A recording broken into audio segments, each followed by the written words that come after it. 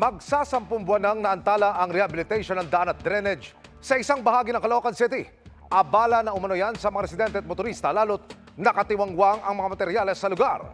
Agad dumaksyon ang inyong Kapuso Action Man. September 2023 ang nakasaad na completion date sa proyektong rehabilitation ng DPWH Metro Manila 3rd District Engineering Office sa daan at drainage ng Samson Road at Torres Bugalyon sa Caloocan City. Pero maghuhulyo na, di pa rin umano tapos ang proyektong sinimulan. Marso ng nakaraang taon at nagkakalaga ng mahigit 14 million pesos. Hindi na makadaan ng maayos ang mga pedestrian, yung mga tao at saka yung mga sasakyan dyan. Napakatagal ng nakatiwangwang. Ang mga materyales ng proyekto na iwan lang na nakatiwangwang sa lugar.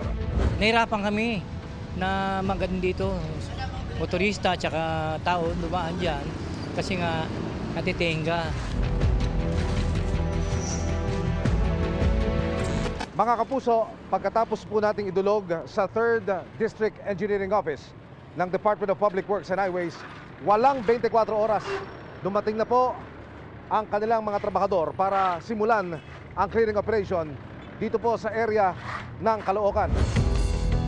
Aminado ang DPWH Metro Manila 3rd District Engineering Office na sadyang na-delay ang proyekto. September 2023, dapat yung completion date na tinatawag. Hindi ho nasunod ito? Yun po, yun sa mga reason po, yun yung mga permits nga po, tsaka yung naging activities po ni Maynilad. Kaya nagkaroon tayo ng revised completion date para siyempre bigyan ng time si contractor na makakope dun sa mga naging delays. Bakit po nangyayari yung ganyan? Yung may naiiwan ng mga kalat? May mga process po tayo, may mga inspection po before sila mag-demove. So kahit completed na siya nung May, natapos yung project nung May, inaantay po natin na ma-inspect po talaga lahat ng project before sila umalis po ng site. We will make sure po na makiklear po lahat ng mga spoils and mga natirang materyales po ni contractor.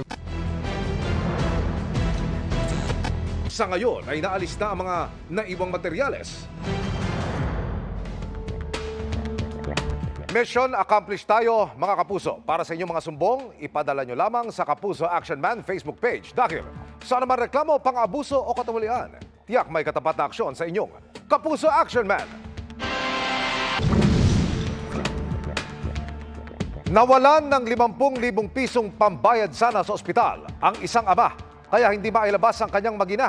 Ang tumangay, isang nagpakilala umanong empleyado roon. Nagpasaklolo siya sa inyong Kapuso Action Man.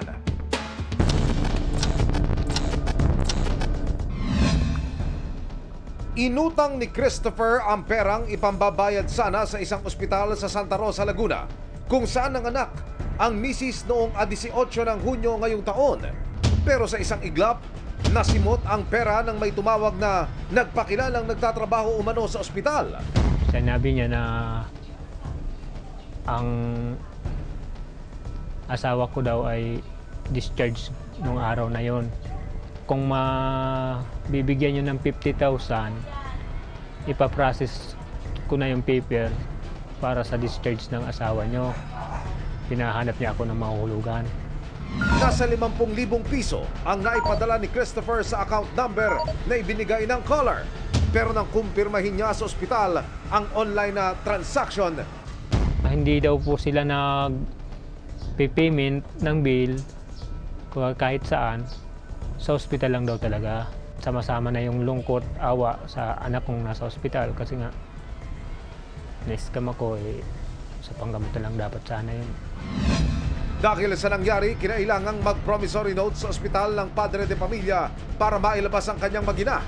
Sinubukan niya ring tawagan ng caller pero hindi na umano ito makontak. Sisisi ko sarili ko, bakit nalaman ng scammer yung buong detalye ko sa loob ng ospital? Alam ang pangalan ng doktor ko, alam ang eksaktong amount ng bill, alam yung asawa kong discharge ngayong araw na yon. Tapos basta doon ako nag-aano kung bakit. Dumulog ang inyong Kapuso Action Man sa PNP Anti-Cybercrime Group. It's either computer-related fraud yan or pwede ring identity theft. Depende sa ebidensya na makukuha natin doon sa statement ng victim. may paraan din daw para matrace ang pagkakakilanlan ng suspect. Oras na may binagsakan, malamang may taong kukuha nun. Dahil mayroong transaction, may recipient nung pera. So doon tayo magsisimula. Para makuha ang panig ng caller, tinext at tinawagan namin ang kanyang numero pero hindi na ito makontak. Tinawagan at in-email din namin ang ospital pero wala silang ibinibigay na pahayag hanggang ngayon. Paalala ng PNP Anti-Cybercrime Group sa publiko. Huwag tayong basta-basta maniniwala.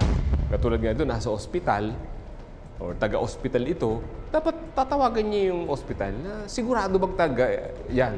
At oras na nanghihingi na nga ng pera at hindi ka sigurado, possibilities yun, may scam ka. Kasi ang dulo talaga ng online fraud or any illegal activities sa cybercrime is pera eh. Tututukan namin ang kasong ito. Para sa inyong mga sumbong, ipadala nyo lamang sa Kapuso Action Man Facebook page. Dahil sa anumang reklamo, pang-abuso o katuwalian, tiyak may katapat na aksyon sa inyong Kapuso Action Man.